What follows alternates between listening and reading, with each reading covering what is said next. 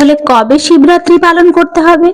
9ই March 2024 শনিবার শিবরাত্রি পালন করতে হবে।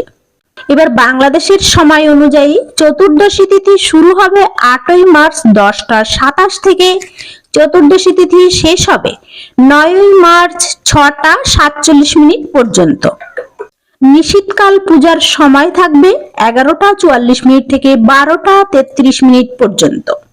এবার নিশীথকালের 4 প্রহরের পূজার সময় থাকবে বাংলাদেশ সময় অনুযায়ী: প্রথম প্রহর 6টা 5 থেকে 9টা 7 পর্যন্ত, দ্বিতীয় প্রহর 9টা 7 থেকে 12টা 9 পর্যন্ত, তৃতীয় প্রহর 12টা 9 থেকে 3টে 11 পর্যন্ত এবং চতুর্থ প্রহর 3টে 11 থেকে 6টা 13 পর্যন্ত। ভোলানাথের প্রিয় ফুল হলো নীল অপরাজিতা, আকন্দ আর হলুদ কলকে।